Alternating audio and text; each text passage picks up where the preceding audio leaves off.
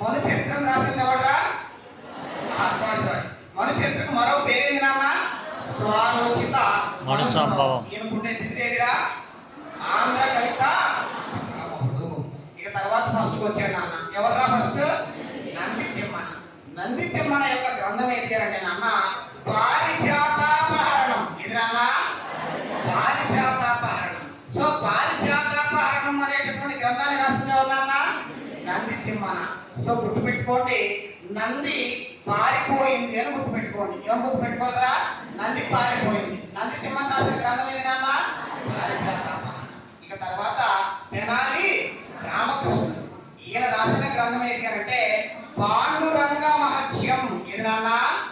పాండురంగ మహత్యం. So text book లో ఈ పాండురంగ మహత్యం ఒకటే ఇచ్చాను నాన్న. మరి దీంతో పాటు ఈయన ఇంకా ఒక 2 గ్రంథాలు కూడా రాశారు. అంటే ఘటికాచల మహత్యం. ఏది నాన్న? ఘటికాచల మహత్యం. అలాగే ఉద్భటారాజ్య చరిత్ర. ఏది నాన్న? సో ఘటికాచల మహత్యం, ఉద్భటారాజ్య చరిత్ర అనే గ్రంథాన్ని రాసింది ఎవరా?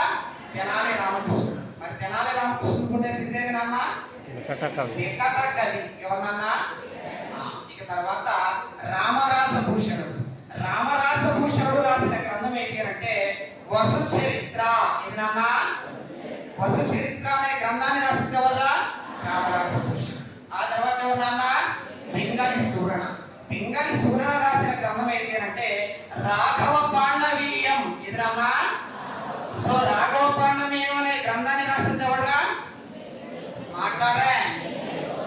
తర్వాత ఎవరన్నా? తోర్చటి. తోర్చటి రాసిన గ్రంథం ఏది అంటే శ్రీకాళహస్తీశ్వర మహత్యం. ఎదురన్నా? శ్రీకాళహస్తీశ్వర మహత్యం. అలాగే శ్రీకాళహస్తీశ్వర శతకం అనేటటువంటి 2 గ్రంథాలని కూడా ఈయన రాశాడు నాన్న. ఇక తర్వాత అయ్యల రాసు రామభద్రుడు. ఈయన రాసిన గ్రంథం ఏది అంటే సకల నీతి సంగ్రహం. ఏది నాన్న? సకల నీతి సంగ్రహం లేదా సకల సారానుగ్రహం అన్న కూడా ఇదే గ్రంథం నాన్న. సో సకల నీతి సంగ్రహం, సకల సారానుగ్రహం అనే గ్రంథాలు రాసింది ఎవరా? అయ్యల రాసు రామభద్రుడు. ఇక ఎవరు అంటే మాదయ్య గారి మల్లన. ఈయన రాసిన గ్రంథం ఏది అంటే రాజశేఖర చరిత్ర. ఏంటన్నా? రాజశేఖర చరిత్ర. సో ఈ విధంగా శ్రీకృష్ణదేవరాయల కాలంలో ఎంతమంది కవులు ఉన్నారా? 8 మంది. వాళ్ళ యొక్క కోడ్ ఏంటి నాన్న? ఎన్టీఆర్ పాలన. ఏంటంటే అంటే ఏ గ్రంథం?